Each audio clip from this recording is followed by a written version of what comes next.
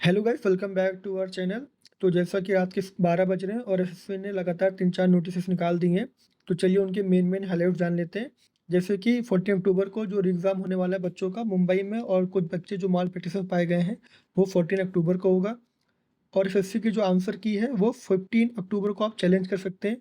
तो इसका मतलब है कि जो आंसर की होगी या तो वो 15 को आएगी या तो वो 15 से पहले यानी कि 14 को आ जाएगी। और सीपीओ का नोटिफिकेशन आ चुका है और उसमें भी काफ़ी चेंजेस किए करे हैं एसएससी ने। जैसे कि इस बार वो सेक्शनल टाइमिंग लेके आ गए हैं हर एक सब्जेक्ट के लिए। और फ्यूचरफल का जो टायर 1 होगा वो 4th वीक होगा अक्टूबर में। यानी कि ये जो 3-4 बड़ी चीज़ें हैं ये एसएससी की नई नोटिफिकेशन में आई है। और साथ ही साथ सिलेक्शन फेज़ की जो आंसर की आ गई हैं वो भी आ गई हैं, जिसमें अब आप उनको डाउनलोड नहीं कर सकते हैं, ना ही आप उनका स्क्रीनशॉट ले सकते हैं। आप बस उनको ऑनलाइन ही देख सकते हैं। चलिए फिर एक-एक करके एक ही नोटिफ़िकेशन को ध्यान से देख लेते हैं। सबसे पहले देख लेते हैं हम लोग सिलेक्शन पोस्ट की नोटिफ़िकेशन को। जैसे कि यहाँ पर बताया गया है कि ये जो एग्ज़ाम था 24 जुलाई से स्टार्ट हुआ था और 29 अगस्त को ये खत्म हुआ था। जो कैंडिडेट हैं वो अपनी रिस्पॉन्स शीट को जाके चेक कर सकते हैं sisco.gov.in को। और वो लोग वहाँ पे अपने रजिस्ट्रेशन नंबर से जाके लॉगिन कर सकते हैं। और यहाँ पे देखिए 2 कैटेगरी के क्वेश्चन हैं। पहला है डीम्ड चैलेंज क्वेश्चन, ये वो क्वेश्चन है जो कि एसएससी ने खुद ही आइडेंटिफाई कर लिए हैं। और यहाँ पे बच्चों को चेंज करने का ऑप्शन नहीं मिलेगा और ना ही उनको वहाँ पे पैसे सबमिट करने हैं। फिर अगला है चैलेंजेबल क्वेश्चन, ये वो क्वेश्चन है जिसको आप चैलेंज कर सकते हैं और यहाँ पर आपको सिर्फ ₹50 देने हैं, ₹100 नहीं देने हैं। और यहाँ पे वो भी लिखा हुआ जो कि मैंने आपको वीडियो की स्टार्टिंग में बताया कि जो कैंडिडेट हैं वो अपना रिस्पेक्टिव आंसर भी देख तो सकते हैं, और पर वो उसका ना ही उसको डाउनलोड कर सकते हैं और ना ही उसका प्रिंट आउट निकाल सकते हैं। तो इसका मतलब ये है कि बच्चे अब जो आंसर किए हैं वो एक-दूसरे को शेयर नहीं कर पाएँगे। तो इसका मतलब ये है कि बच्चे जो हैं अब वो आंसर की को शेयर नहीं कर पाएँगे। और नोटिफ़िकेशन में नीचे दिया गया है कि कैसे आप अपनी आंसर की को चेक कर सकते हैं। सबसे पहले आपको जाना है एसएससी वेबसाइट पे, वहाँ पे आपको लॉगिन करना है। लॉगिन करेंगे तो यहाँ पे आपको अपना रजिस्ट्रेशन नंबर डालना है और पासवर्ड डालना है, कैप्चा फिल करना है, फिर आपको लॉगिन पे क्लिक करना है। फिर जब लॉगिन पे क्लिक करेंगे तो आपको जाना है माई एप्लीकेशन में जाना है आपको आंसर की चैलेंज में। जब आंसर की चैलेंज पे क्लिक करेंगे तो यहाँ पे क्लिक हियर का ऑप्शन आएगा, आपको उस पे क्लिक करना है और वहाँ पे आपका रोल नंबर आ जाएगा, आपका नाम आ जाएगा, एग्ज़ाम का लेवल आ जाएगा, आपकी डेट आ जाएगी, सब कुछ आ जाएगा उसमें। तो बता दिया कि कौन-सा कलर चीज़ क्या इंडिकेट करता है, और वही सब आपको फ़िल करना है, आपको अपने सारे आंसर्स देखने हैं।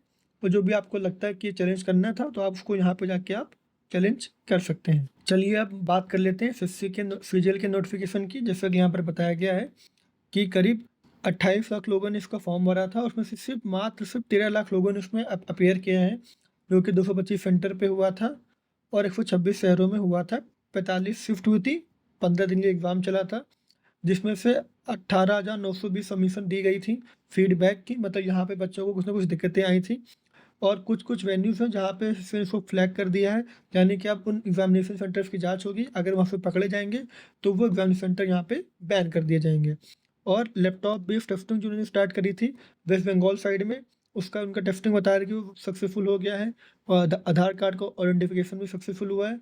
मगर जैसा कि मैंने आपको पिछली वीडियो में बताया था, नोएडा गैंग वाला और एक जगह जहाँ पे रिमोट एक्सेस हो रहा था, पर पता नहीं वहाँ पे इनका ऑथेंटिकेशन आधार वाला काम कैसे नहीं किया था। और ज़रा आप इस लाइन को ज़रा ध्यान से देखिए, यहाँ पे लिखा हुआ है कि during the course of this exam बहुत सारी इन्फेक्ट पाई गई हैं, माल प्रैक्टिसेस की। बहुत सारे लोगों ने अपना फेक पीडब्ल्यूडी सर्टिफिकेट बनवाए हैं और बहुत सारे लोगों ने स्क्राइब्स में भी धांधली करके बैठे हुए हैं। इन सभी बच्चों को जिनका एसएससी को पता चला है, उन सबका अब री एग्ज़ाम होगा 14 अक्टूबर 2025 को। और यहाँ पे आगे लिखा हुआ है कि जो challenge for this question of selection post exam has been activated. और बच्चे इसको फ्यूचर का जो लिखा हुआ है वो है कि आप 15 अक्टूबर को चैलेंज कर सकते हैं, यानी कि आपकी जो आंसर की है या तो 15 अक्टूबर को आ जाएगी या तो वो 14 अक्टूबर को भी आ सकती है। तो यहाँ पे लिखा हुआ है कि टायर 1 ऑफ फ्यूचरफल एग्जाम जो होगा 4th वीक ऑफ अक्टूबर 2025 में, और उसके बाद होगा आपका सीपीओ का एग्ज़ाम, फिर जेई का, और फिर होगा एमटेस एग्ज़ाम, यानी कि एमटेस का जो एग्ज़ाम है वो सबसे आखिरी में होगा। चलिए फिर हम देख लेते हैं जो हमारी आखिरी नोटिफिकेशन है वो है सीपीओ की।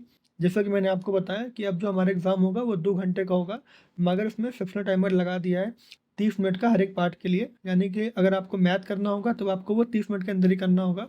आप पहले की तरह बाकी सब सब्जेक्ट जल्दी करके मैथ के लिए अपना एक्स्ट्रा टाइम बचा नहीं सकते हैं।